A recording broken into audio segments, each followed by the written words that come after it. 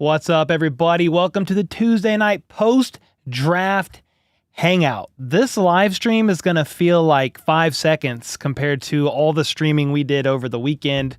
Went live and reacted to night 1, night 2, and day 3 of the draft. Day 3 was a 6.5 hour stream, which is about double the amount of time I would normally stream for a Chiefs game. So it was a crazy weekend, but overall, I'm pretty happy with the Chiefs draft class, and that's kind of what we're here to do tonight, is just talk about it, and I'd love to get your thoughts right away in the chat and just see how everybody is feeling about the draft. I mean, anywhere you basically look, the Chiefs did a pretty good job. I don't know if it was perfect. I don't even know if you would say it's the best draft out of every team, but it's probably like a top 5 draft as far as not overly reaching the value they got for their picks. I mean, Mel Kiper, for what that's worth, B+, Chad Reuter, A-, Pro Football Focus staff, A, Matt Verderam, B+, Chris Trapasso, A-. I probably butchered that name, Nate Davis, B. I mean, the only one that's like you're unsure of a little bit is going to be your first round pick, Josh Simmons. But if he hits, how many times have we talked about Josh Simmons in my videos leading up to the draft? Why do you think the Chiefs were so interested? Now, I will say this, Josh Connerly Jr. was also there at like pick 29, or he got scooped at pick 29 by the Commanders. If it was Josh Connerly Jr. and Josh Simmons, I'm not sure what the Chiefs would have done. I can't guarantee that they would have went Josh Simmons, but I don't hate this pick. He was shaping up to be the best offensive tackle of this draft class, allowing just 1 pressure and 0 sacks in 6 games in 2024 before he tore his patellar tendon. Seems to be ahead of his rehab process and should be involved. We'll just put it that way, come training camp. I don't know what he'll do at rookie minicamp or anything like that right now, but this is worth noting too. In 2022, he started all 13 games at right tackle. So if Josh Simmons is good to go, he will be good to go. But if he's good to go this season, he could be a backup right or left tackle. Probably left would be the preference. But next year, if they move on from Jawan Taylor, that could be your right tackle. Or Jalen Moore could kick to the other side, and Josh Simmons could be the left side. The reality is, and you guys know this, the Chiefs staff know this, you have to protect Patrick Mahomes, man. If you can protect Patrick Mahomes, that's all that matters. You win Super Bowls. If you don't protect Patrick Mahomes, you get demolished in the Super Bowl. I mean, I've said that a million times, but it's true. You win championships through the trenches. And that's what the Chiefs did heavily. They invested in the trenches with their first few picks. I'm second guessing myself now that I said that, but we're going to go through all of them real quick here. You got offensive tackle Josh Simmons out of Ohio State. So that's a trench. Offensive trenches. They then flipped the side. Yeah, it was then defensive tackle, then defensive end. All trenches, first 3 picks. Defensive tackle norman-lott out of Tennessee. He had the number 1 pass rush win rate and win percentage of all interior defensive linemen in the FBS. And I get that he was a rotational player, and that caused me to pause and really think about it when the Chiefs drafted him, because you drafted a rotational player in the 2nd round. Well, the thing about that is in Tennessee, that's how they operate. They had 8 defensive tackles play 200 snaps. One of them just under 200 snaps. And their leader had 400 snaps in the defensive tackle room. So that's just how Tennessee operated. Joe Cullen, Spags, like all these guys see a lot in Norman-Lott, and they wanted to pair up a true pass rusher next to Chris Jones, a guy that could really get home to the passer. Their 3rd round pick, and we'll talk about all this. I'll see what any of you guys think, and I'll read your thoughts, and we'll process through it together. But their 3rd pick, which is the Snead trade pick 66, edge rusher or defensive end, Ashton Gelati out of Louisville. High motor guy. I think he's like a little bit shorter arms, but he's got a lot of power. Kind of reminds me to an extent of George Karlaftis. I'm not saying that he's going to come out the gate being as effective as George Karlaftis was immediately, but they trained together in the offseason, and there are some similarities with just 2 guys that have a super high motor and kind of will come in like a wrecking ball to get to the passer and do whatever it takes. He did lead the team in tackles for loss in 2024, and then I believe he led his team in sacks in 2023. He had a bunch of pressures too. I think if my memory serves me right, he had almost 60 pressures in 2023 and then almost 60 pressures in 2024. So Gelati is a guy that can get to the quarterback. Same with norman-lott. For the 4th round pick, we know that, their second, 3rd round pick, actually, my bad. Their second, 3rd round pick, they traded up for cornerback Noel Williams out of California. Ball hawk alert, 14 interceptions in his college career, 7 his last year.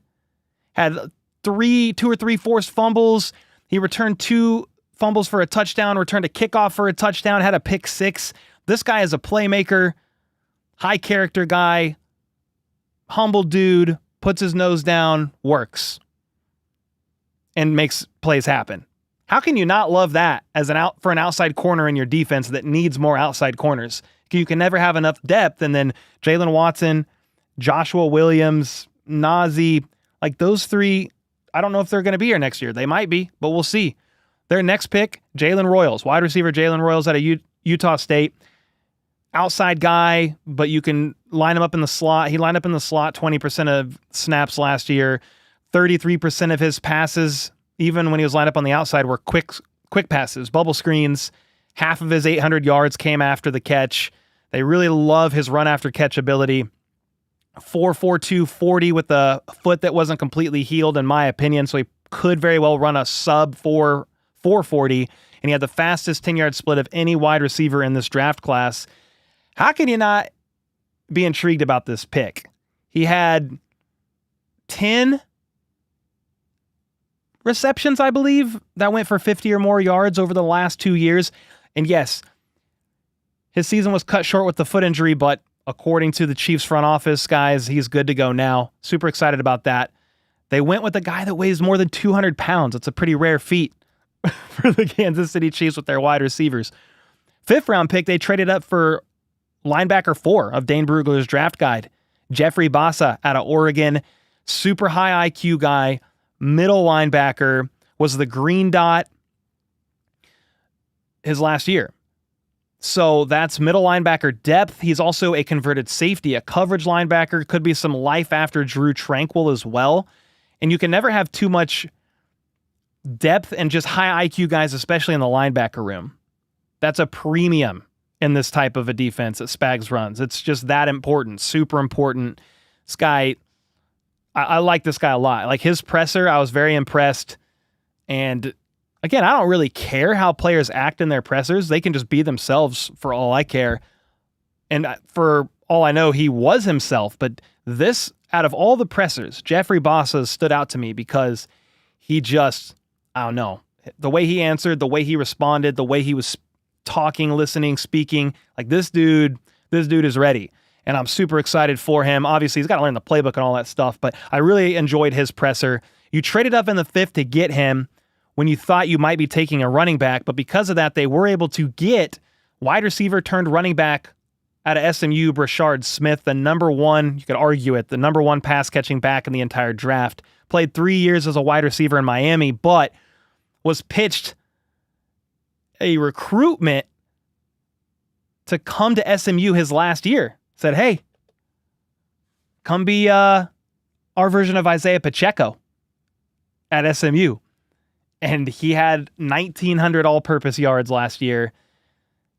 4.39 40, tied for the 3rd fastest 40 time of any running back in this draft class. I mean, that's so cool. And now he's here with Isaiah Pacheco. So there's 2 kind of ties there. You've got Brashard Smith here with Isaiah Pacheco, who they were kind of modeling his play style after Pacheco last year in college. And then Ashton Gelati trained with George Karlaftis in the offseason. All in all, I'm going to give this draft class probably a B+. I said that in a video earlier this week. I said B+. It's really hard to know. We're not going to know for a couple of years how this draft class is. I am a little bit more excited about this draft class than last year's, even though obviously Worthy was a hit. But I really like Simmons. I like Bassa, Brashard Smith for your 7th round pick, Jalen Royals. I'm very intrigued about this draft class. Would love to know your guys' thoughts. How are you feeling about the draft? Kale, thanks so much for the membership. Jennifer with the 5 gifted. Keno with the 6 months. How about those Chiefs and the 5 gifted? Let's go, man. I appreciate you. Bout Time with the 22 months said, let's freaking go. It's our monthly anniversary. Heck yeah, man. On the note of memberships and all that stuff, if you got gifted a membership, we've got the members only live stream and signed merch giveaway tomorrow night, 7:30 p.m. So roughly 23 hours from now, Wednesday night, April 30th, we're going to be giving away some signed Chiefs merch, a jersey from NFL Shop, and some HBTC coffee of Benchwarmer Brew. And then immediately following that, if you have the Let's Freaking Go tier or the Redbeard tier, we're doing the monthly Zoom call to talk about the draft. So literally from the Q&A to the Zoom call, that's happening tomorrow night. Just wanted to let you guys know that. Red Pill Crip in the house with the 10 bomb. Hey, brother, looking at the 2025 schedule, what do you predict our record to be, losses and wins, and why, in your opinion? Salute. Thank you for the content. Well, thank you for the 10 bomb. I just have to pull it up and look at it, and I could give you something. Give me a minute though, and I'll do it though. Thank you for the 10 bomb. Xavier with the 30 months. What's up, man? How are you and the fam? We're good. Yes, sir. So I haven't been in as much. Life's been crazy. Oh, no problem. No problem. And honestly, a lot of Chiefs fans, don't even blame them. They checked out after the Super Bowl. I mean, I do not blame them. Or any of you guys that did, I don't blame you. If this wasn't my job, maybe I would have done that too, just for a little bit. Like after Super Bowl 55, I don't think I looked at anything football for like 2 weeks, 3 weeks, maybe a month. I don't know. I didn't want to hear about it, didn't want to look at it, didn't want to talk about it. It happens. I get it. But we are now closer to the next season. Turn the page, new chapter, free agency. The main waves of free agency are done. The draft is done. And now, here we go. Now it's that 90-man roster getting that whittled down to 53. They're close to a 90-man roster. I don't know where they're exactly at. I'm going to do another video tomorrow. I'll probably talk about all that. And then maybe this week, maybe Friday, I'll do my 53-man roster projection 1.0. It's way too early, but I always do one after the draft, and we'll definitely do one. We could get pretty close. We won't know for sure, but we could get pretty close. You can't predict injuries. You can't predict like sneaky risers, like undrafted free agents. And then there's like people that are signed to the roster on one-year deals that you think could be a lock, but they don't end up making it. So that's part of the fun of the 53-man roster projection, really. It's just a projection. It's our best guess. So we'll definitely be doing that. Okay. I did get a 10 bomb asking about the schedule, but I'll answer that here in a few minutes. I want to get your thoughts on the draft class. How are you guys feeling? And then we'll definitely do that. B-, said Chief Boy. What do you guys think? Basa's a dog. Carson Steele's going to get cut unless they upgrade Nico. Okay, Remigio upgrade Nico to a wide receiver and Steele is on special teams maybe, is what Kodak is saying. We just extended Bolton, dude. Are you talking to me? Or are you talking to somebody in chat? Yeah, the Chiefs just extended Bolton, but Drew Tranquill, you have an out after his contract next year. Leo Chanel's on the last year of his deal. And then what happens if Drew Tranquill gets hurt? Nick Bolton gets hurt. Leo Chanel gets hurt. Any of those guys, which has happened. You could just never have enough valuable depth. I don't even know if you're talking to me, whoever said that, or you're kind of talking in chat. But yeah, they did just sign Nick Bolton. For sure. If the Chiefs offer McDuffie top slot corner money, does he stay? I think he deserves more than top slot corner money because that's a lot cheaper. And the reason why, and if you guys don't know, the fifth-year option was picked up for George Karlaftis and Trent McDuffie today, which I was hoping they would do, but obviously I wasn't sure. And the details on that, I talked about it in this evening's video. If you haven't seen that, it's worth going to look at. But McDuffie's cap hit for 2026 is going to be $13.6 million. George Karlaftis' cap hit is for 2026 is going to be $15.19 million, basically 15.2 steals for both guys. George Karlaftis is averaging, over the past 2 seasons, he's had over 75 pressures in back-to-back seasons, and he's averaging almost 11 sacks a year in his 3 years with the Kansas City Chiefs. And he has like 14 or 15 passes defensed. So, some people say, well, we don't know how he's going to be after Chris Jones. Okay, I mean, yeah, I get it. Like, everybody eats a little bit more because Chris Jones is around. I don't know if you'll ever be able to replace what Chris Jones brings to the table. It's like similar to the Aaron Donald situation. You'll never truly be able to replace that straight up. So it will put more pressure on everybody else once Chris Jones is done. But, I mean, we'll worry about that in a couple of years. Now, the reason why people are saying that is because George Karlaftis, sorry, I have something in my eye. George Karlaftis is on the last year of his rookie deal through 2025, but then they picked up his fifth-year option, so technically he's got one more. So he's got 2 years left. Some people are saying, well, don't extend Karlaftis. Let him play through those 2 years. Chris Jones is probably going to be gone, or I think his contract might be up after 2 years, or there's an out. Either way, he's going to be like 33 by then. But extend Trent McDuffie as quickly as humanly possible. I am team extend Trent McDuffie. It would be the first defensive back that the Chiefs have drafted and signed to a long-term deal since Eric Berry. Okay, that's a big deal. If you could do both, extend both, I'm in. But if you had to pick one, Trent McDuffie. Would still love to know your thoughts on that. But with that being said, the defense as a whole, it was a kind of a focus.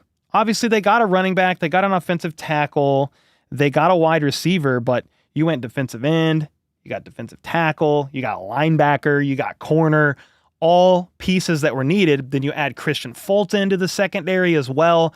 Like that cornerback room, you want the injuries to hold, the health to hold rather, and injuries not to hit. But that room is going to be good. Something else about that, the pass rush struggled last year, like statistically, compared to the year prior because the coverage was worse, quite a bit worse. If you have sticky coverage, quarterbacks will hold the ball just a little bit longer. Or if you don't have a huge weakness like, I don't know, any cornerback at times that would line up opposite Trent McDuffie, or if Chamari Connor was lined up in a favorable matchup in the slot, quarterbacks knew, okay, I'll just, whoever's on that guy or over here opposite Trent McDuffie, I'm just going to throw that ball. So Spags will dial up blitzes. They're just throwing it to whoever is not Trent McDuffie out there or whoever Chamari Connor was covering. And it affected the pass rush as a whole. So you upgrade the secondary. You're adding some dogs to the D-line as well. I think this defense is going to be a lot better, and I'm excited about that. Obviously, we strayed from draft talk a little bit to talk fifth-year options, but yeah, I'm pretty excited about it. Would just love to know how some of you guys are feeling as well. A+, said Janae. We got some steals on UDFAs. Yeah, I talked about some of them in a recent video. I could look up the Chiefs UDFA tracker. Brandon George, linebacker, one of the strongest linebackers, most athletic linebackers to ever do the relative, like when you configure his relative athletic score, he's 7th out of like 3,100 linebackers that have tested, which is pretty crazy. There's the tight end, Jake Brenningstool, I think out of Clemson. He's very intriguing to me because he was a tight end that operated 60% out of the slot. And Travis Kelce obviously plays a lot out of the slot too. Could that signify some sort of a life or boost after Travis Kelce, or a guy that could maybe help offset Kelce's workload? I'm not going to put a lot of expectations on a rookie, let alone an undrafted free agent. But the reason why I think Jake Brenningstool could actually make the roster is because Jared Wiley might start the season out on the PUP list. Like Amenahue did last year, he tore his ACL in the AFC Championship game and had like the first 8 or 9 weeks or whatever that was of the season he spent on the PUP list until they designated him to return and all that stuff. Jared Wiley tore his ACL in November rather than January. So I think Jared Wiley has a pretty good chance of playing this year, and maybe it's a month to 6 weeks in. But that's why I think somebody like Brenningstool could potentially be making the roster. You're going to need some tight end depth. Now, they have a couple other guys. They have Robert Tonyan. They have, I think, one more. I'm not saying he's guaranteed to make it. I'm just saying when you look at the UDFAs, those are a couple guys that kind of stand out to me. There's another guy too, Elijah Badger, wide receiver. He kind of has a sneaky chance, but man, that wide receiver room is going to be a dogfight because you have Worthy, you have Rice, you have Hollywood and Royals. I mean, in my opinion right now, those are 4 locks. You got to argue with a wall if you think those guys aren't going to make it unless they get hurt. They're making it. Okay. Well, then you've got Juju. He's on a 1-year deal. Like you could maybe move on from him if you needed.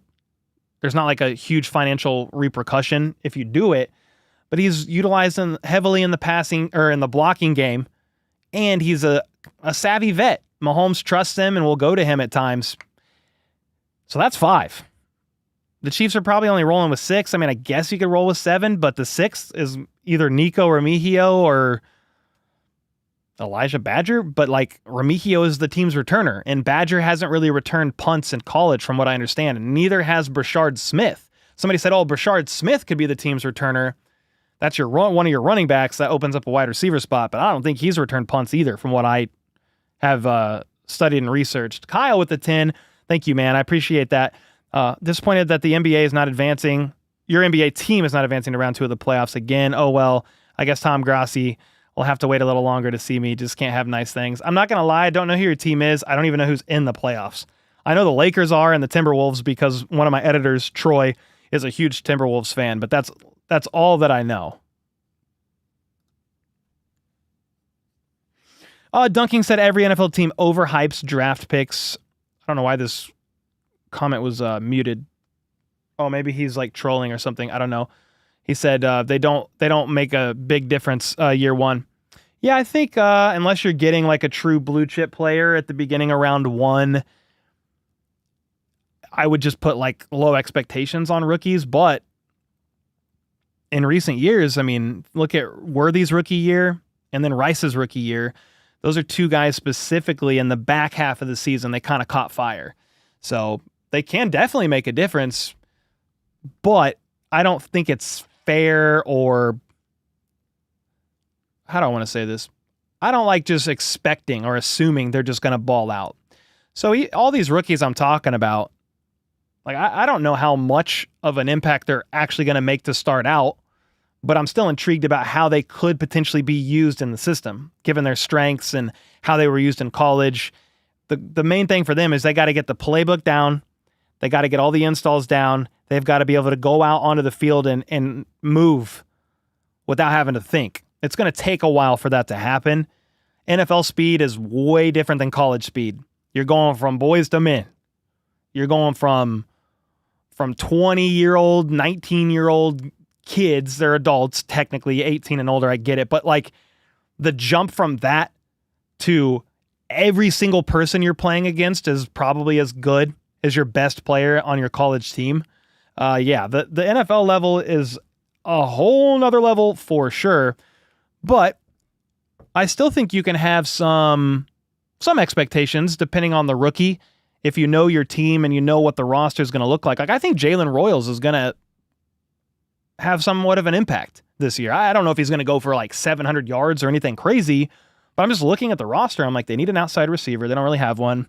Rice could start out suspended. Like, we don't really know that, but he's a guy, like some of these other guys could make more of an impact initially on special teams, but that's okay too. You need your special teamers. Is it true Rice may not get suspended this season, said Darrell with the 2-bomb?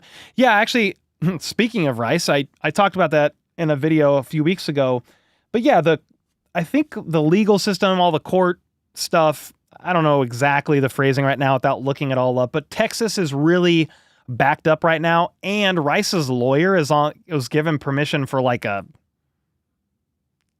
don't even know what you call it. It was like, it's not a leave of absence, but like because of his duties with his role in the government, he doesn't have to appear for any court case for Rice for like 6 months. He was granted like a 6-month continuance or something like that. With all that being said, you can tell how much I am not a lawyer and why when I talk about legal stuff, I try to script it and research it heavily. But with all that being said, yeah, everything going on in Texas is so slow. The criminal case doesn't even have a court case scheduled. He's going through a couple civil cases as well, but the federal criminal case, the potential felonies and all that he's facing, like that, I don't even know when we're going to look at that. So there is a chance, per a lawyer who's been in the business for over 25 years, that with each passing day, obviously we don't hear any kind of update at all about Rice's case. The chances actually do go up of him not being suspended this year, but we'll see. B+, said Aaron on the draft. I feel only a little reach. Who's a little reach? Can never underestimate Veach and his crew. Heck yeah, man. I mean, you got to give him the benefit of the doubt for the most part. Omar Norman-Lott will be awesome. He's young and not banged up because of the rotation in college. Very true. Young, fresh, and hungry for quarterback blood. Most important part for a rookie is practicing the end zone dance or sack celebration. Everything after that is gravy. You think Elijah Mitchell will make the roster, especially when we drafted Brashard Smith? Oh, what's up, Cole? Cole, are you going to cover practices this year? Practices. Like training camp practices, Robert? Yeah, most likely so. Been doing that every year. Rookies are the future. Exactly, Nathan. And then I haven't forgot, somebody wanted me to look at the schedule and give a prediction on the Chiefs record. I will do that in a couple minutes for sure. I have the tab pulled up. It's right here, so I won't forget. Promise. It just felt weird to shift from the draft talk and go to that, but I will. Elijah Mitchell has a shot at making the roster. I think he would be more in danger is Carson Steele, because Kareem Hunt could be your short yardage guy. I mean, he wouldn't operate like a fullback, but if you need your short yardage guy, that could be Kareem Hunt. So if you had, let's just say hypothetically, you have Isaiah Pacheco, Kareem Hunt, Elijah Mitchell, Brashard Smith. There's probably a guy that I'm forgetting. Somebody tell me in chat if I'm forgetting somebody. But then Carson Steele, like if you go with 4 running backs and a fullback, there's your 5. But I think Carson Steele would potentially be the odd man out unless they were just so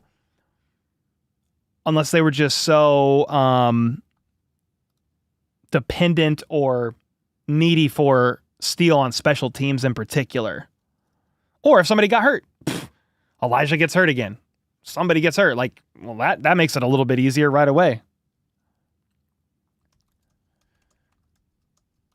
Somebody said, Tom with the 2 said, grade our draft against the rest of the West. Yeah, I could look that up and definitely talk about it. Let me do this first before we get too far away. This won't even be that long of an answer.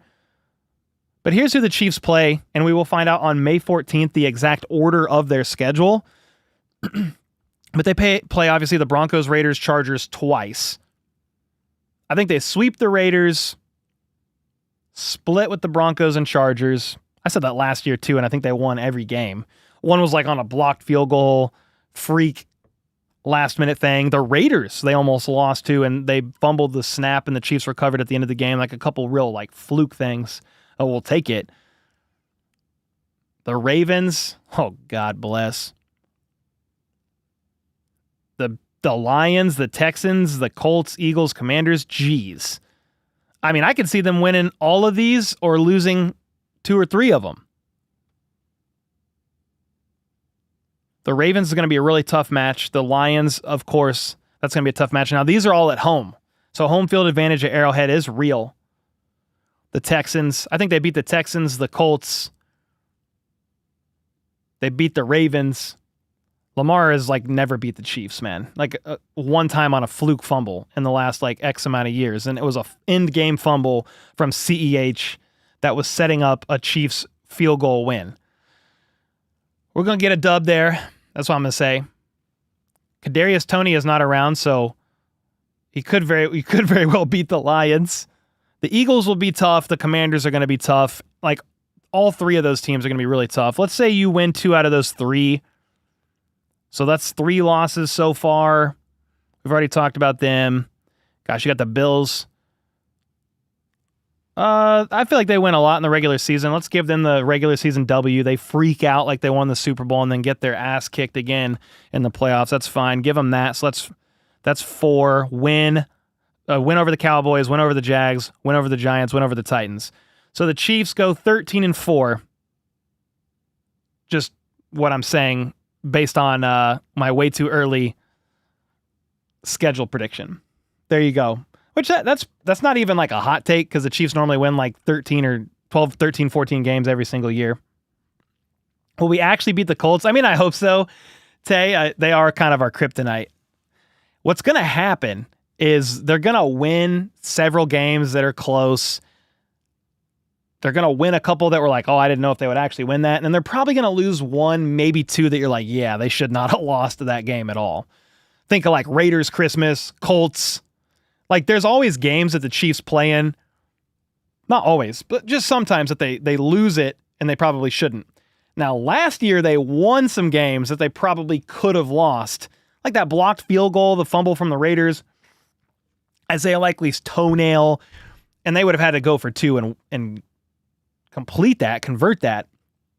yeah, you just never know. I know we're getting a little bit ahead of ourselves looking at the schedule, but it was a question asked, so I wanted to cover that. Wanted to cover that for sure.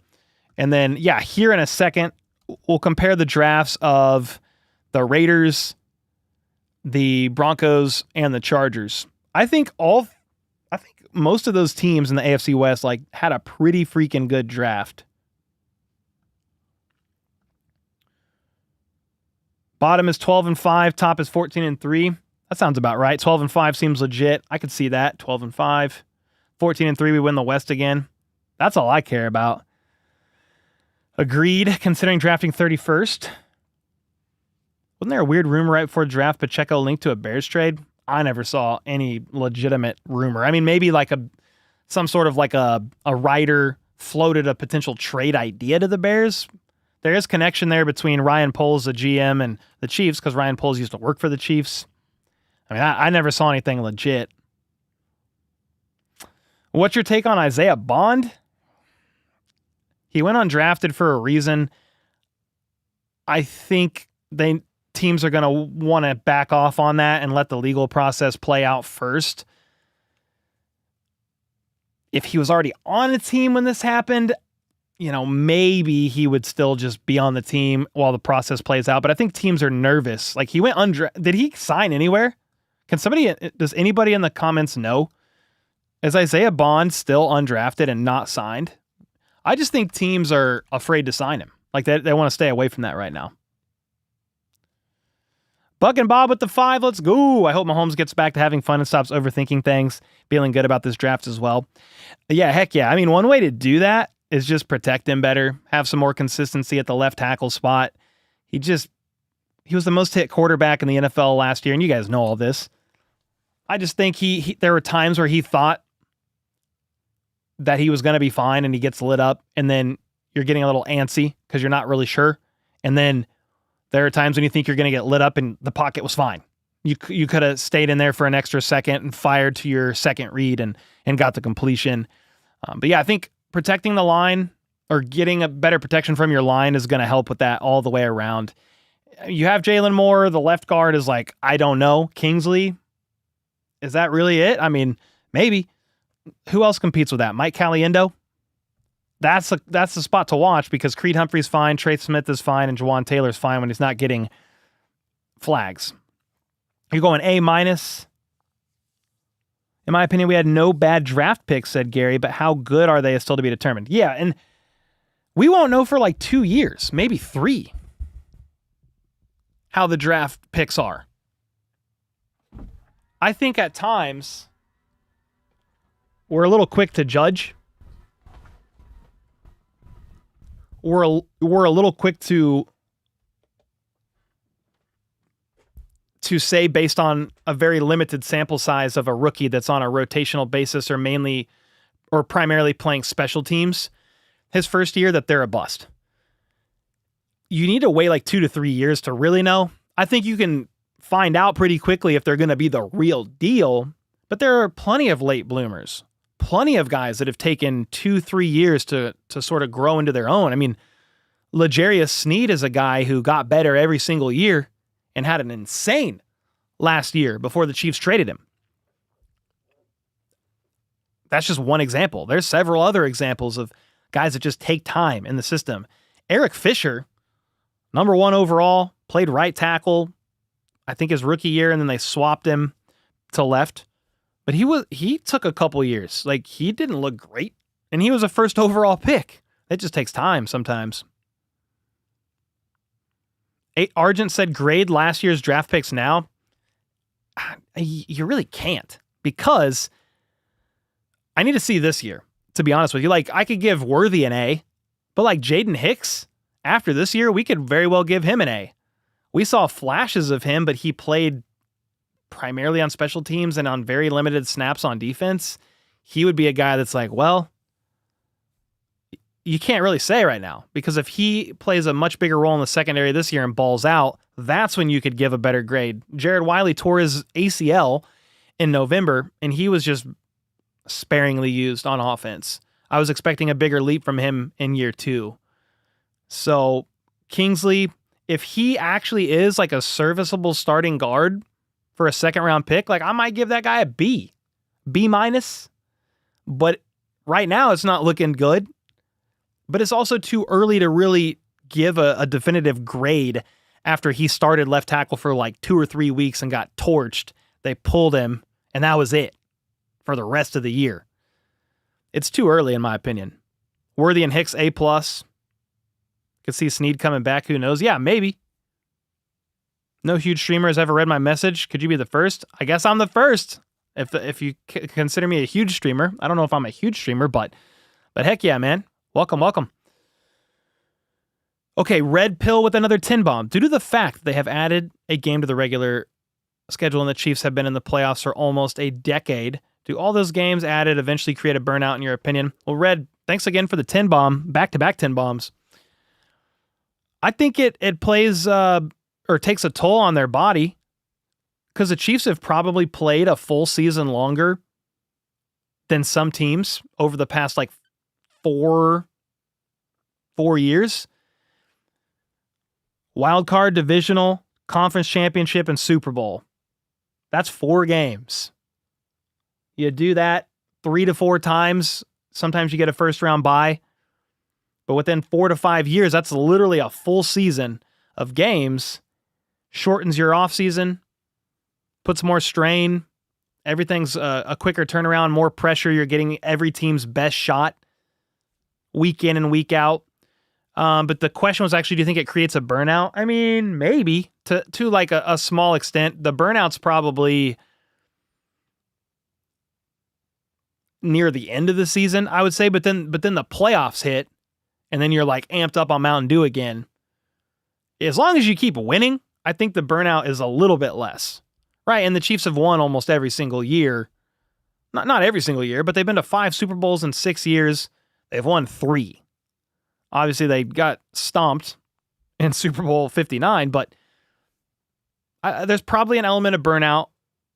But the ultimate goal for all these teams is to get to the Super Bowl. Bond is not signed anywhere. Yeah, I think teams are just going to stay away from that situation. What? I didn't see this. He got prank called? Texas Longhorns wide receiver Isaiah Bond prank called during the NFL draft, and then he goes undrafted. Another prank call. Texas wide receiver Isaiah Bond, once projected to be a first-round pick, received a call from a prankster pretending to be the Falcons. Bond ultimately went undrafted. I mean, if that's actually real, there's a bunch of prank calls that went, and I don't know. I'm not the biggest fan of prank calling players on draft day. I think that's pretty low, but I'm also not in the camp that's like, oh, you need to, throw these guys in prison for 50 years or anything stupid like that. But yeah, unfortunate. They wait their whole lives for this moment and they get prank called. Now, Isaiah Bond went undrafted for a reason. He's going through the legal issues, and we'll have to just kind of wait and see how that situation pans out. I think once he gets through that, a team would definitely be willing to, again, depending on how it plays out, a team would be willing to sign him. Burnout is possible. I saw this happen with Detroit Red Wings in 2008. Made it through major adversity, said Mandy, last year. We can make it through this year. Yeah, for sure. Let's talk about UDFAs. Which ones do you like? I had a video specifically on 3 or 4 UDFAs that I really liked. It was yesterday's video, I believe. So today's the 29th. I don't know. Everything blends together. It might have been the 27th. Elijah Badger. So wide receiver Elijah Badger. Tight end Jake Brenningstool. Sorry, who's Jake Brenningstool.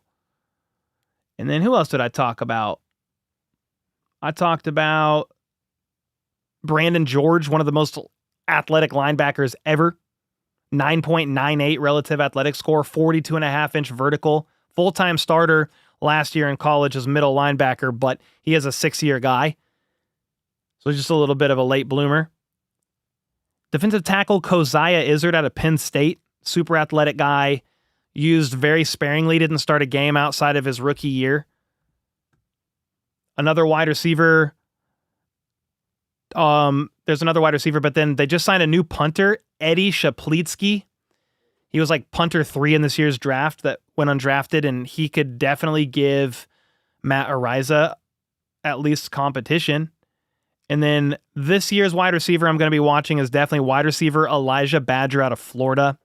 Older prospect at 24, but he is one of the most underrated players in this wide receiver class that didn't get drafted. So he's kind of like a build of Jalen Royals, 6'1", 200 pounds, super athletic, 9.27 relative athletic score, 4.46 40, but has a super fast 10-yard split. He only had 39 catches last year, but had 806 receiving yards and 4 touchdowns, averaging over 20 yards a catch. He was just one of 5 receivers to average over 20 yards a catch. So there's just a guy that is at least intriguing, but I'd be curious to know about yours. And then Tom with the 2-bomb. Tom, I didn't forget to look at the draft of the rest of the AFC West. We will definitely get there soon. Brandon George is our new thumper. Yeah, I mean, if he kind of fights his way on the roster as like linebacker 5, he could beat out like Cam Jones or something and be the primary special teams guy.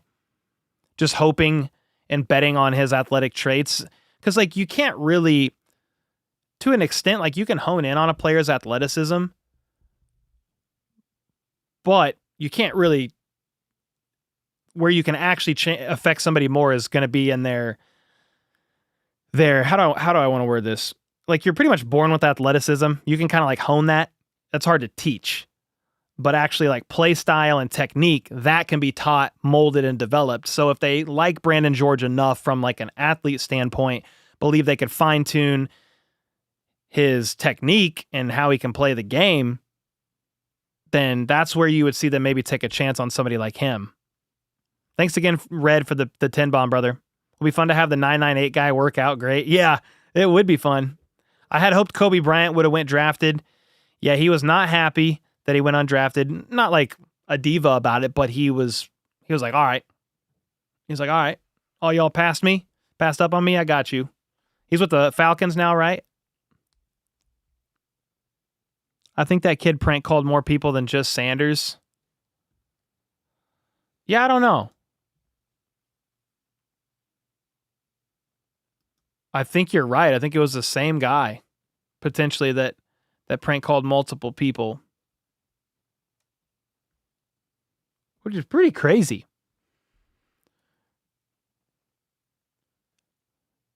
You deserve it. Oh, thank you, Red. I appreciate you. Buck and Bob, don't forget to remind people to check out Cole Breaks the Huddle. Might throw a link in the chat. We have one. I think we have a quick command for it. It's my second channel. Heck yeah, man. I appreciate that. Yeah, somebody was talking about the 460-pound guy that went undrafted.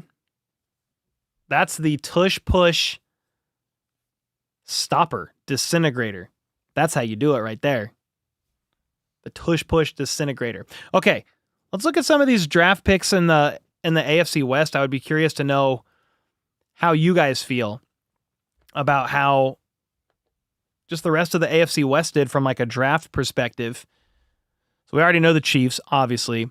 Let's freaking go. Just kidding. So the Broncos kind of surprised a lot of people, and they went cornerback round 1 when they were linked to a running back. But Jahdae Barron, one of the best corners in this draft class to further beef up that defense. You already have PS2 back there.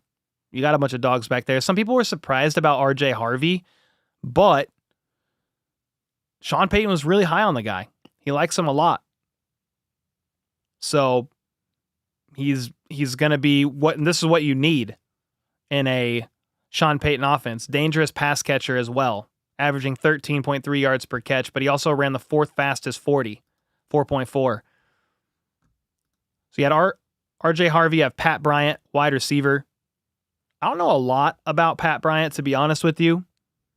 Savion Jones, Q Robinson, Jeremy Crawford, Caleb Lawner. So that's the Broncos. Let's go Chargers. The Chargers got Omarion Hampton. That's who I thought the Broncos were going to get. Trey Harris. We like Trey Harris. He was mocked a bunch to the Chiefs. So I like both of those picks. Jamari Caldwell, Kyle Kennard, so a defensive tackle, edge, another wide receiver, Keandre Lambert-Smith. You had a tight end that they traded either up or down for. Oronde Gadsden the second. I'm going to butcher that. Branson Taylor, offensive tackle, a couple safeties at the end of the draft. I mean, when you look at the Chargers, they really just need a couple playmakers on offense outside of Ladd McConkey. You already have Herbert. You've got your beefed up O-line. So you got Amarion Hampton. You got Trey Harris. And I don't even remember some of their offseason moves, free agency moves, but we're just talking draft. And Raiders. Ashton Jeanty. I like that pick. Jack Beck. Don't mind that pick either.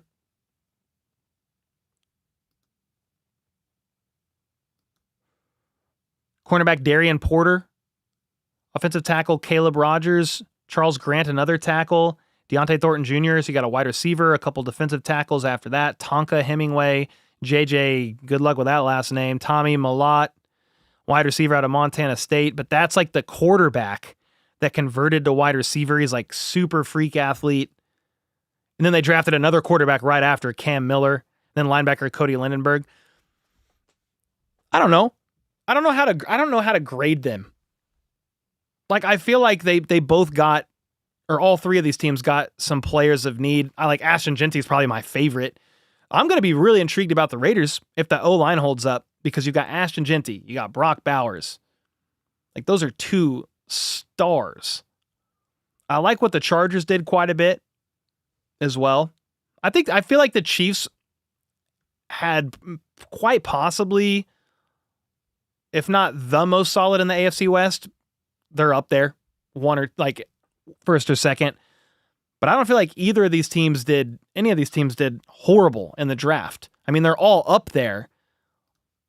There's a couple charts that you could look at to really see what a bunch of analysts thought these grades were for every single team. And I had it on my Twitter, so I'm just like scrolling through to look at it real quick. I'll tell you what they had. They had the Seahawks. No, here. I'll share this, but you're not really going to be able to see it. Like, that's insane to see. But the Patriots were first, the Giants, Seahawks, then the Chiefs were number 4. This is an average of NFL draft grades from all kinds of analysts around the NFL.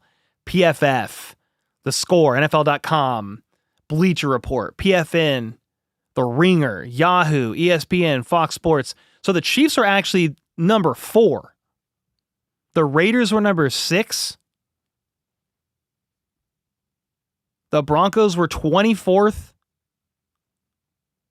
Where the frick are the Chargers? And the Chargers are 23rd. So the Broncos are 24th. Chargers were 23rd. Raiders were 6th. Chiefs were 4th. That's what the grades kind of look like in the AFC West. Do you live in Kansas City or do you just like the Chiefs? I live in Kansas City. I was born in Kansas City, Missouri. Raised on the Kansas side, kind of by like where the Legends is. If you don't know where that is, it's fine, but it's outskirt of Kansas City, by Lawrence, Kansas, kind of. Baser is where I graduated high school, and now I live in Lee Summit, Missouri. Moved back to Kansas City, Missouri when I was about 19 or 20. So, no, I'm born, raised, and still live in the Kansas City area. Les1 with the 5, make another channel called Cole Breaks 2 Hurdles and have that channel cover other sports. That's actually a good idea. Another sports channel, but it's like covering the most weird, intriguing news of all kinds of sports.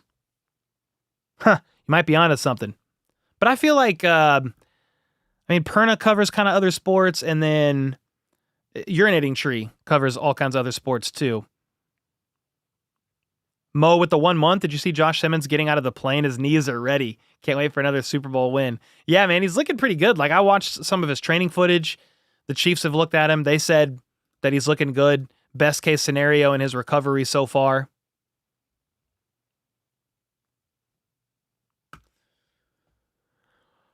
Where are these comments he's replying to? Is there a delay?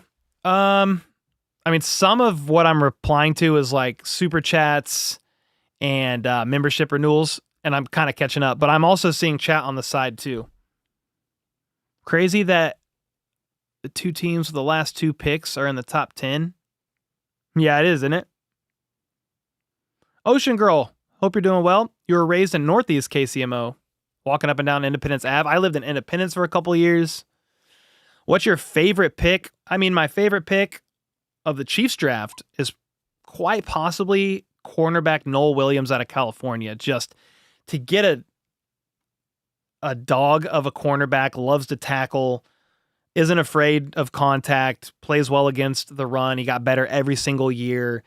Pick 6, 14 career interceptions, 7 his last year in college. Scooped up a couple fumbles and housed him. Returned a kickoff for 80-something yards for a touchdown. Like, I like that one quite a bit. But I also am a sucker for skilled position players. I think a lot of us are. We love our wide receivers. We love our running backs. But I think Noel Williams is probably one of my favorites for sure. Obviously, Josh Simmons down the road could definitely be one of my favorites. You just hope that knee pans out and everything works out, right? Matt R. in the house. Josh Simmons is great. Heck yeah. That's crazy. Your dad went to Baser? Really? What year did he graduate? That's crazy because Baser is pretty small. My graduating class was like 120. Pretty small school. When I moved there, it was like 2,000 people there. And it was before the Legends. Like, if you know where the Legends is with Sporting KC, Kansas Speedway, that big outdoor shopping mall. When I lived out there, it was all farmland. Nothing but fields and a handful of houses, maybe. Williams is my favorite pick. We've needed a ball hawk since giving Peters away for a third. Yes, sir. Casey looks so cute lying on the ground. Hey, I have good news. Just saved a bunch of money on my car insurance by switching to Geico. Just kidding. I'm getting another camera that I think I'm going to be able to have like a legitimate Casey cam on all my streams. I'm going to test a 360 cam potentially where the angle of that camera can move and I can zoom in on Casey like wherever she lays and it'll be the puppy cam. So we're going to get like a legitimate camera set up. It'll probably be somewhere on this desk or over here, but I can plug it into this computer. And since they're both connected to the same internet, link it over here and we'll have a puppy cam. So I'm excited. I'm excited about that. That's my off-season goal. So we could see her on streams during games. We'll be able to go to the puppy cam. Not a Geico sponsor. Nah, I wish they were sponsors, but I was just being stupid. Les one with the 10 bomb. I was born and raised in Vietnam for 10 years. Wow, really? That's cool. Moved to KC 2012. Been a Chiefs fan since Super Bowl 54 win to this day. 2021 divisional game against Buffalo is the best game ever. I almost passed out. Well, hey, welcome to Chiefs Kingdom. Moved to KC in 2012, huh? That's pretty cool. Were you like a military kid? You don't have to share what you're not comfortable with, but I'm more just curious at this point. Yeah, the 13-second game was absolutely insane. That was the first video I ever made on this channel was the morning of the Chiefs and Bills 13-second divisional. I did an injury report video. It was not good, but I started. I was supposed to start at the beginning of the season, kept putting it off. I didn't have confidence in myself. I was afraid. I was nervous. And I was like, you know what? If the Chiefs lose this game to the Bills, which I thought they were going to win, but didn't know it'd be that crazy. But I said, if they lose, the season's over. And I never started the channel. Well, they lost a week later to the Bengals, but at least I started the channel, and I'm super glad that I did. Not a military kid. I'm pure Vietnamese. Oh, that's awesome. Heck yeah. Hook the K-Cam up to a treat machine for every $100 donated. The camera feeds the dog. Yo, we have the money-making Casey machine in the house. I don't like to do anything like have milestones for donos or super chats or anything just because I've never asked or ever pressured anybody to give, you know? But that is like a fun little, maybe I'd make it cheaper than that. But the only thing is like we can't get her sick on too many treats. But if it was like a tiny little one, you know what I mean?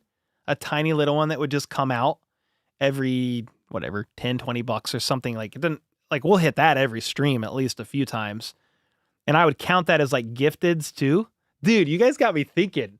They could be like little tiny treats, right? So she could have multiple in a stream. Woo! You guys got my mind churning on that one. Dog would need a shred meal. KCB 300 pounds in a month. So golden doodles don't overeat, thankfully. What's up, Island Hacker? Stoked for this year. Got season tickets for the first time. That's so cool. How much are season tickets? Can you give me like a ballpark?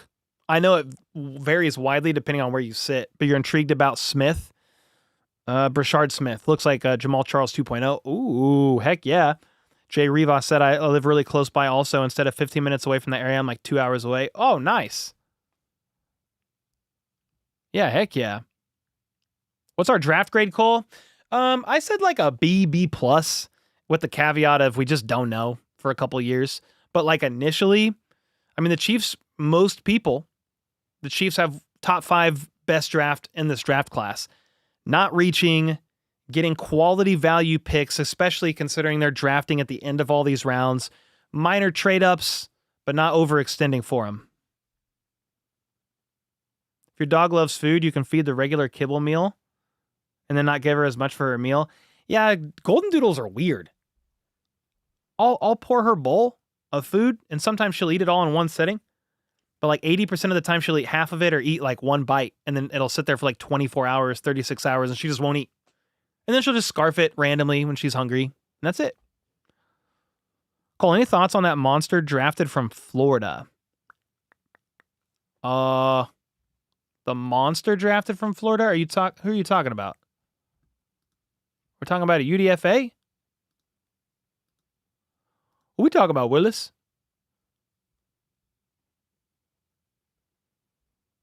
I'm looking at all of our draft picks. Who? Anyone remember Mahomes hitting Hufanga in the end zone? Was that who it was? Are you sure that's who it was? I don't think that's who it was. Somebody let me know. I bought them from a legacy owner who had 2 extra, 3,600. Same section as the Grim Reaper game I went to. Oh, let's go. Heck yeah. Yeah, it was Moose. It was Mufasa. Yeah, it was wasn't it Mustafa? No, who is it? Yeah, Malik Mustafa. That's who it was. It's this guy. I was like, it wasn't Hufanga. I knew that. It's him. And he was like a good sport about it too after the game. He was like, He's like, of course I'm a meme now, basically is what he was saying. Fun fact, said Red, about season tickets, they only cover home games if you follow the team. Yeah, you have to pay for the away games. Yeah. Yeah, I mean, I did know that, but it gets very expensive. If you want to go to every single game, very, very expensive because flights or drive.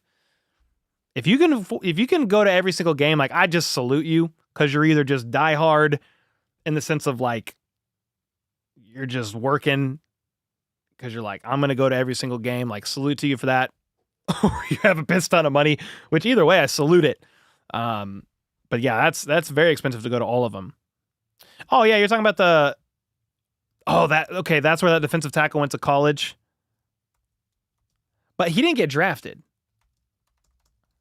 He got signed as a UDFA. So that's why I got a little bit confused too when you were talking. But yeah, former Florida defensive tackle, it's Desmond Watson. He's 6'4", 464 pounds, and he's signing with his hometown, Tampa Bay Buccaneers, as a UDFA. You want to see a picture of this dude?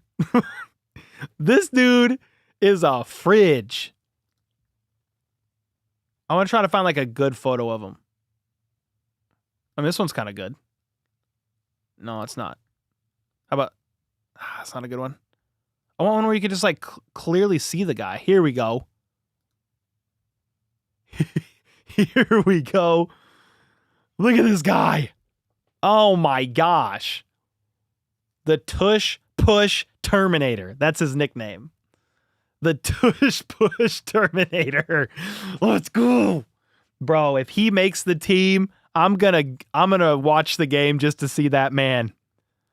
I don't know what the strategy is gonna be, but I'm here for it. I'm here for it. The life assistant with the 99 cents. I appreciate you. Thank you so much. With losing Wharton and Noddy, should we be worried about defensive tackle versus the run? I see Tillery and Omar as pass rush guys only. Jones okay, but not a run-stuffing beast in my opinion. Yeah, Derek, so to help with that, they do have Mike Pennell. So he will, in theory, be your main run stuffer. But the other guys are just going to kind of have to step up. I mean, Tillery's going to have to do his thing, and Omar Norman-Lott is going to have to as well. The line kind of shuffles all around. But yeah, you're going to have a good game plan. And if that is a little bit of a deficiency, like you're just going to have to figure it out. If anybody can figure it out, it's the Kansas City Chiefs coaching staff, because like for as bad as the Super Bowl was, they limited Saquon. They've limited any running back you could basically think of last year. They had a really good game plan against the run. Now, maybe you take a little bit of a step back because a couple of the guys are no longer there. We're better against the run, but I don't think it's going to be a huge issue. Wonder why we didn't go for the tush push Terminator? I don't know. I don't know what you do with that guy. That's crazy. Knees gone in a year. I think he's going to have to lose a little weight. 464 is insane. You're probably going to have to lose a little bit. Kind of mad we didn't get him. Yeah, he could definitely eat up some blocks, that's for sure. No way he plays at 460. They're going to make him drop off some that way. I think you have to. Just what you said. You got to watch them like the joints. He can play at 400, 420. That is still a massive human being. Knees gone in a year? I hope not. Yo, shout out to Dave. If this is the Dave I think it is, one time he dropped a 6-pack of local Colorado beers on my doorstep. Well, it was my grandma's doorstep, actually. But still, I never forgot that. Those beers hit hard, too. They were like 14%. Awesome video earlier, picking up all the nuggets from Ryan Nutt. His presser was awesome. Got me even more excited about this class. Let's freaking go. Casey, thanks for the 5, man. Yeah, that was a 25-minute presser from... I don't even, what's his title? He's the director of player personnel and college scouting, Ryan Nutt.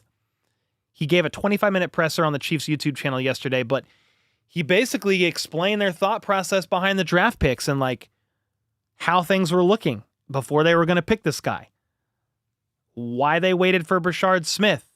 They couldn't pass up on Jeffrey Bossa. They had 4 to 5 guys on their board for their second round pick. Omar Norman-Lott was the best one left, and they needed a defensive tackle. They wanted a guy that could rush the passer. I mean, they really like Noel Williams. Super high IQ cornerback that's a total ball hawk playmaker. Jeffrey Simmons, they saw him as like the best tackle in this draft class. One of the best over the last few years. I think he could be up with those guys, even though he has a bit of a lack of overall experience. And he did get injured. But still, it was a very insightful interview. If you haven't seen that video, definitely recommend it after we get off the stream here. He's 6'4", 463 pounds. That's a big boy. What is a 10-yard split? Oh, what is his 10-yard split? Let me see if he tested. Let me see if he tested. I'll look up his relative athletic score.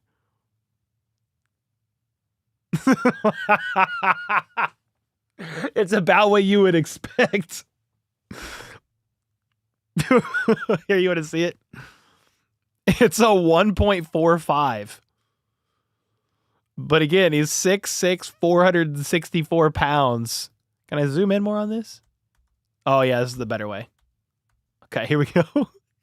He ran a 5'9", 540, a 3.31 to 20-yard split, a 205 10-yard split. He ran a 5.28 shuttle, a 9.3 cone. His vertical was 25 inches. That is fantastic. If we could find some of his combine stuff, like I bet he wasn't even invited to the combine. Was this just his pro day at Florida? That's fantastic, dude. That's crazy. The reporting, the scales only go to 450. The scales only go to 450, and he redlined the scale at the combine. Or either pro day. I don't know if it was combine or what. That's crazy. That's crazy. Oh, what's up, Dylan? Hated to see Caleb Johnson go right by us. Had multiple chances to snag him. Yeah, when did Caleb Johnson actually go? Caleb Johnson, draft selection. He went 83rd overall in the 3rd round. You know, if he was still there when the Chiefs picked at the end. Wait. No, in the 3rd round, you're right. They had already traded up. No, two picks later, I think they traded up for Knoll. But yeah, they could have drafted him 2nd or 3rd round. I just think their needs, based on how they prioritize positions, they went trenches first, and I don't even mind it. They went offensive tackle, defensive tackle, edge, then they went corner, then linebacker. No, corner, then wide receiver, then linebacker, then running back. But I would have loved, like, Caleb Johnson. He would have been fun. 25-inch vertical for him is epic? Heck yeah. You think he's a day one difference maker? Oh, Caleb Johnson. Yeah, that would have been awesome, dude. Loki bet that dude gives a great hug. That's still fast for 464 pounds for the 40. Oh, yeah. I mean, but his relative athletic score was about as what you would expect, but, like, he's still out there moving. He's out there doing his thing. He's out there doing his thing. You already know. Were you surprised we took Gelati instead of Landon Jackson from Arkansas? Looks like a young Max Crosby. I mean, I'm not even gonna lie to you. I wasn't extremely familiar with Gelati when they initially took him, and I know some Chiefs fans initially when that pick happened, they were underwhelmed, I think, at the pick. Yeah, so I was a little surprised by the pick, but seeing why they did it, like, I could see it. I could see what they see in him. His 25-inch vertical changed the Earth's rotation. All right, Song says, Cole, can you solve a discussion between my husband and I? Oh, man. Listen, I've been married 12 years for a reason. I don't do the settling arguments thing. You have to work that out. I'm just playing. Let's see. Mr. Irrelevant. Does Mr. Irrelevant end with the last pick of the current draft? Or is he the last compensatory pick? Oh, shoot.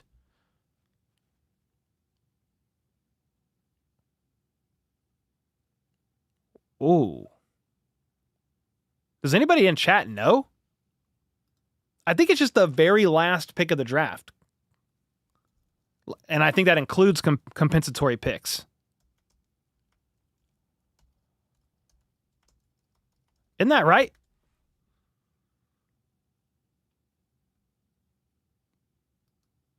It's the last pick. Yeah, I think it's just like the last pick in general.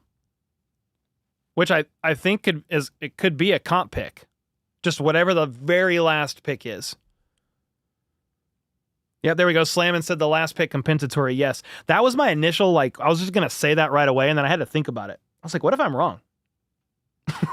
Always like second guess it. Reeves with the 5 gifted. Let's go. Let's go. Barry said, hey, Cole, your friend Perna going crazy on his channel calling the Chiefs the devil. LOL. Here's to another great year. Go Chiefs. Let's go. Barry, thanks for the 10. Yeah, Brandon Perna's out here being crazy. He did his AFC West draft grades. That's good sports. Yeah, he did the AFC West draft grades. He said the Chiefs' reign of terror is over. Well, let's look at your grades, Perna. I'm gonna try to find them.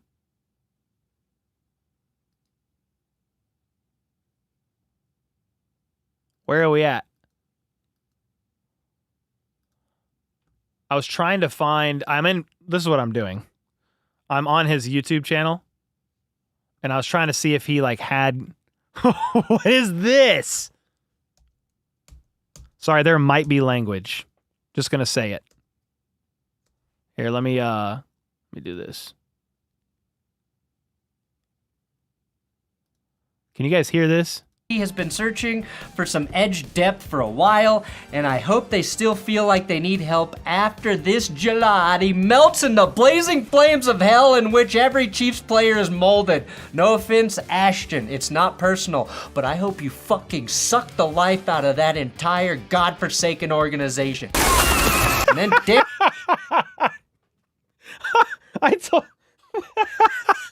I told you, I'm sorry for the language.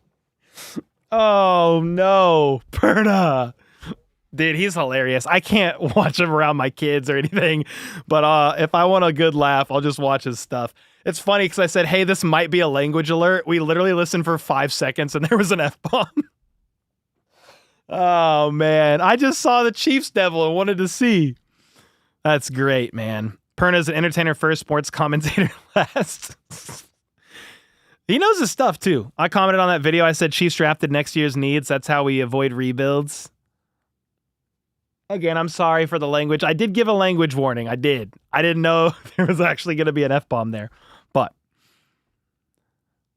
tell us how he really feels. Yeah, he's funny. Like, he's really nice. Like, I have a coffee blend with his coffee company. He's helped me with a bunch of stuff with YouTube over the years. He got me with his management company. Like, the ads that I do and stuff. Like, that's through the management company he got me signed up with, but yeah, he's hilarious about the Chiefs. I remember him vaguely from the block field goal versus Broncos. That's him. That is him. No, when the field goal gets blocked. I'm over here almost passing out. I'm like where Casey is on the ground, screaming. Yeah, he did say that with a passion, Flip. What's your thoughts on the Gelati pick, in my opinion? I like it. He was on my list of edges I wanted the Chiefs to draft and just wanted to say he's a beast, very underrated. Yeah, I mean, I've talked about him in a few different videos. I think it's interesting that he knows George Karlaftis and they've trained together in the offseason. Pretty athletic guy, too. Pretty athletic guy. Really athletic guy. 9.75 RAS. Elite speed, shuttle, 3-cone, vertical, broad jump, just a little undersized. But you're betting on athletic traits. He could probably beef up a little bit more if he needs to. He went into college at 212 and put on 50 pounds of muscle. So, I mean, this guy is just a freak athlete, loves football. I mean, his presser is awesome. Real close with his family. Yeah, I do like the pick. He's just a bit undersized a little bit. But other than that, like his sub 32-inch arms as well. But again, athletic, powerful. Can get he didn't get a lot to the passer, but I think he had 60 pressures in back-to-back years. Was I not screen sharing any of that? Did you guys see this? I hope you guys did, because I was talking like you did. Anyway, if I wasn't actually screen sharing, here it is. Oh, you saw it? Okay. Jeez Louise. He's gonna grow 3 inches taller too, dude. Imagine. Put some badger milk. Get him some badger milk. It'll happen. I promise. He's crazy smart and from a solid family. Yeah, he said his mom helps train him. Thought that was cool. The Chiefs have just committed to drafting a wide receiver and corner every year. If Simmons is the guy at tackle, we should be set. Yes, sir, Jake. Hey, draft a wide receiver every year. You got to get at least one corner, a safety every other. Then draft the rest in the trenches. Build strategically through free agency. And if you've got that franchise left tackle in Simmons, yeah, you're going to be all right. You're going to be all right. He said if he trains with Boris Karlaftis, he knows his stuff. Yeah, he said him and George Karlaftis would watch film together. And George Karlaftis, he was like, yeah, he was kind of blunt about it. He's just honest. He'd just pick apart my game. He'd be like, oh, you could do this better. Do this here. I think you could do this differently. He would just pick apart his game. Not rudely or disrespectfully, but he really valued the insight from Karlaftis for sure. Not exactly in Perna's defense, but he has But the Chiefs have snatched his soul from him, leaving an empty husk too many times to count. That's very true. Stanley said 464 pounds is one way to stop the tush push. Can you imagine on special teams helping to block some field goals? If he makes the team, I don't know that he actually does, but if he makes the team, I'm watching some games that he plays in. Hey, Cole, are the Chiefs signing wide receiver Isaiah Bonds? I mean, I haven't seen anything about it. You might be trolling saying, hey, the Chiefs love to sign guys that love, especially wide receivers that love to get in trouble, but I haven't seen anything about it. I think teams are just going to leave Isaiah Bond alone until the legal stuff goes away or comes to a conclusion. We'll see. I mean, the allegations are, I think it's sexual assault. So, not great. He had to turn himself in. He had a warrant out for his arrest, I believe, and he's out on bond right now. So, it's not great, man. Not at all. Bleacher Report said the Chiefs are signing Bond. I mean, I just checked Twitter. There's nothing. Maybe it was a theory that the author at this Bleacher Report article was like, yeah, he could be signed by the Chiefs. Like, I don't really know.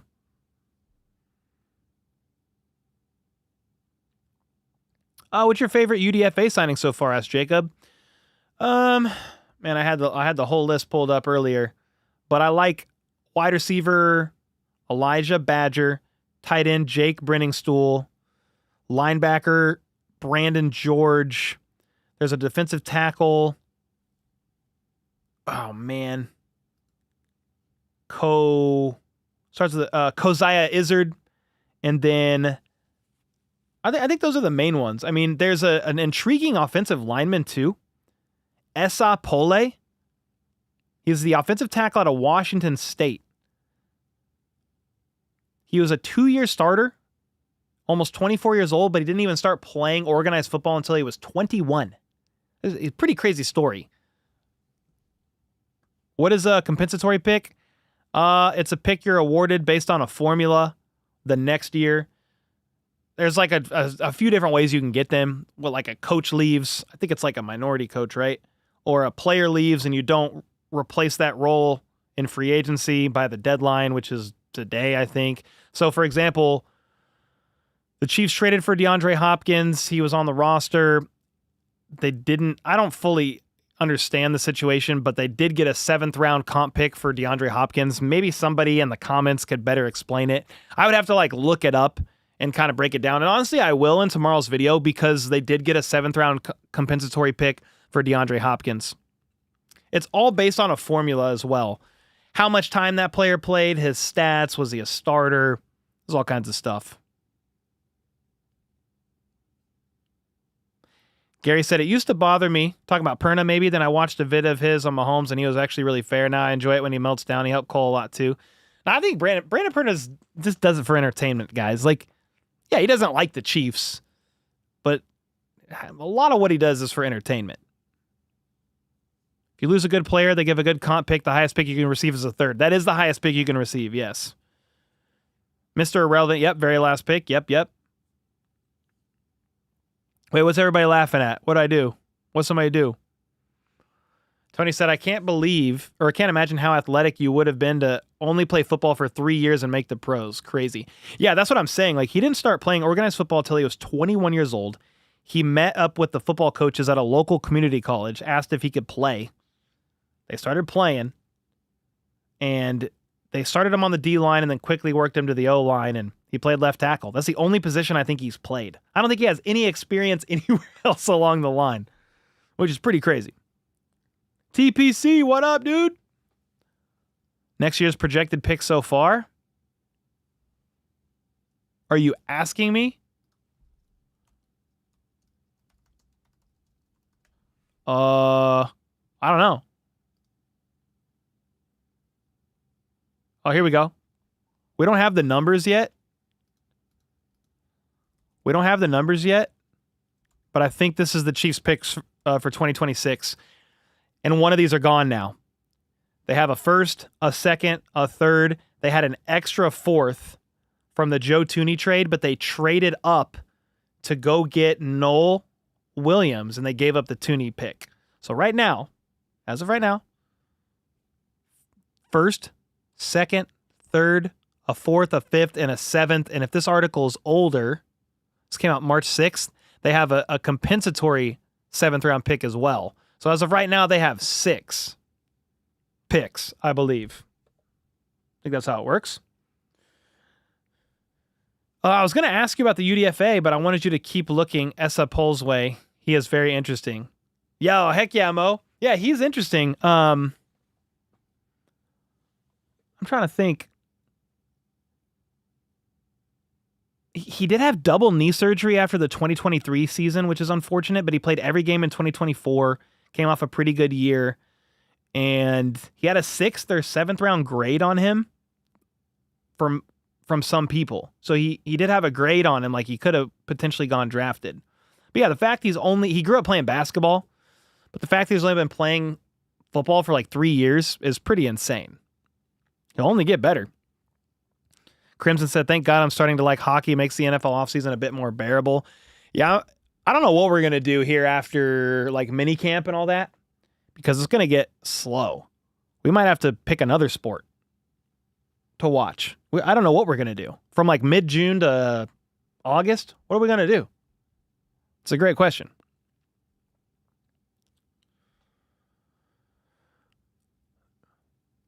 As long as the Bills don't nab him, the better. Yeah, no, exactly.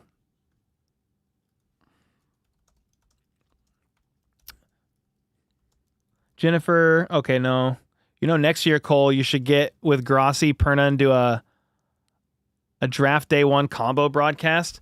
I think everybody drafted or streamed separate, right? That'd be fun, though. A combo day 1 draft. That'd be pretty nuts. The only thing about that for me is a lot of people in chat just want to talk Chiefs. And I'm happy to do it because that's what this channel is for. So if I did a collab stream like that, I wouldn't get to talk Chiefs as much because I would be pretty limited on being able to talk with chat. Like, I'm not going to just dominate the conversation, you know what I mean? With Perna and Grossi. Can you do a drink and meet? I'll fly in for a meet and drink. I've done one before, 2 years ago. But we should probably do another one. You'd have to beef up your knowledge on Packers and Broncos if you did. I would, for sure. Would love if the league partnered with the UFLs like a D League. Yeah, I mean, I think some of the scouts and stuff watch the UFL because there are some players, if they start balling out, they get signed by NFL teams, but come to St. Joseph for training camp? Yeah, I'll come to one. Dog shows in the summer, hobby horsing. Oh, no. We could get C-Dot or Kylie Cole. Carrington or Kylie. What, for the draft? Yeah, we could. Maybe. C-Dot's busy. I could try. I've thought about getting a draft guy in here that just really knew his stuff. Every year, I'm like, I'm going to study more. I think I'm going to do it this year. I'm just going to follow the college football season, and I'll know a lot more next year. I knew more this year than the year prior, but I'm just going to start studying earlier, even if it's like 30 minutes a day. Just study a draft prospect a day. Write them down, take notes, review them. We'll be good. Cole, should the Packers' 13 championships be legally counted as Super Bowl wins, considering it was a championship before it was turned from AFL to NFL AFC? I don't know, True. Aren't they starting to, I feel like I read something. I thought I read something where they were going to start counting the stats from before the Super Bowl era, but I don't know enough to really weigh in on that. I mean, before the merger, there wasn't many teams. It was a lot easier to win. So, I don't know. Jennifer, thanks so much for the 10, though. I didn't want to dismiss saying thank you for that. Flip with the 5. Boring offseason sucks, yes, but the quieter the offseason, the better. Will only mean no offseason drama from our team. Yeah, I mean, last offseason was insane. You had Rice's stuff. You had Isaiah Buggs. Jason Godric and Wanye, I think, got arrested for having weed on them. They were in Kansas. But I'm just saying, there was just like a bunch of stuff that kind of happened. So I don't mind a quieter offseason for sure. Biggest thing to learn about college football is knowing certain schools are great at turning out certain types of players and positions, i.e. Iowa and tight end and O-line. It seems like everybody who plays for, a lot of people like players who play for Ohio State. A lot of the big schools. Most of us compete in competitive teabagging via the internet and COD or PUBG during the off-season. Oh, man, I grew up playing video games, so, I mean, Halo 2 was the era for it. Heck yeah. I've been watching The Last of Us. I don't know if anybody's been watching that, but I really like that video game. So I've been watching every single one of those episodes, and I kind of watch or listen to the podcast afterwards. The last episode, I won't give away any spoilers, but it was just really good. Like, emotional. It was a really good episode. Most of us, yeah, okay, I read that. You're out of power, so your phone's going to die. Marcus, thank you for hanging out, man. You're out of power. Hope you get that back on soon. What'd you think about the gelati pick? Thought Spags would have preferred a bigger end.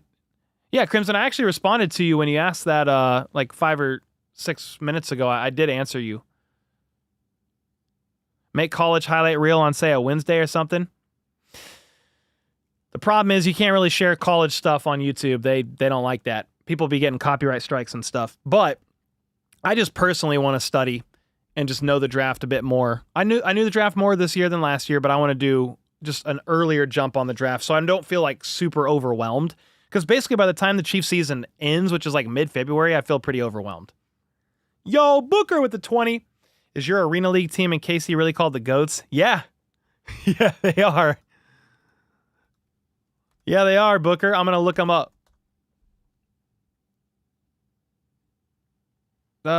Kansas City Goats, right? KC Goats, maybe? I'm going to try to find them. Wait, they changed their name?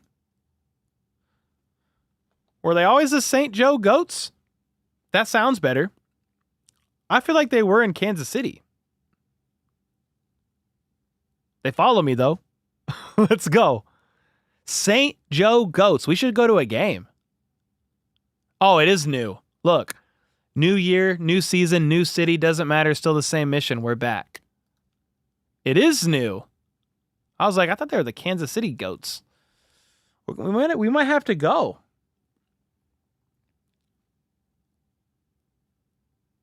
Yeah, we might have to go to a game. Arena football is so much different. Is there a way to do a Chiefs or NFL trivia night on stream? Ooh, that'd be kind of fun. I mean, in the off season, talking mid-June to late July, we could definitely do something like that because it's going to be slow. Really got into the draft this year. Thinks it was a blast. Heck yeah. Heck yeah, Brian. We streamed a heck of a lot, but it was fun. My wife had a 6-hour car trip to Arkansas to go see her friend for the weekend during the draft, and I streamed for 6.5 hours on Saturday. I streamed longer than she drove. Oh, man. The Goats new to St. Joseph. It kind of rolls off the tongue nice. St. Joe Goats. I will try out for drinking games. We could try. We could definitely try. Cole needs a partner for the draft so he can take needed breaks. Well, I did have Troy, thankfully. Troy was here. He was over at this desk, and he was helping me through breaks. I mean, at one point, Troy was on stream by himself while I ate lunch. Yeah. But Troy needs breaks too. True. He took breaks though. He did. Thank you, Ocean Girl. I appreciate you. From what I hear, the Goats will be playing at the Civic Center. Okay. Yeah, I didn't know anything. If you do dinner and drinks, do it outside so my doggy can come. Outside? Oh, dinner and drinks. I see what you're saying. What do we think about Clemson tight end Jake Brenningstool? Yeah, I talked about him earlier. Played 60% out of the slot, kind of a hybrid tight end. He is intriguing because Jared Wiley might not be ready to start the season, could start the season out on the PUP list, and so Jake Brenningstool could maybe make a push for the roster. You still have Robert Tonyan, who's like a 7-8 year vet, so you have an uphill battle to make the roster over somebody like Tonyan, but you can't rule it out completely. Hey, you can't rule it out completely. Well, it's 9:45. We've been live for roughly an hour and a half. I'm going to call it. I streamed 16 hours or something crazy over the weekend during the draft. It was a hell of a lot of fun.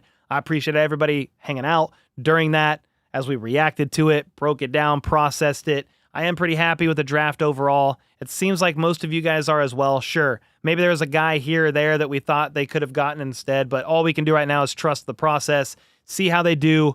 I'll drop a long-form video tomorrow. We dropped a long-form video today as well, so check that out if you haven't already. Remember, members live stream tomorrow night and Zoom call tomorrow night, 7:15 and then 8:30 Central. So be on the lookout for those. And until next time, let's go. Let's freaking go. How about those Chiefs?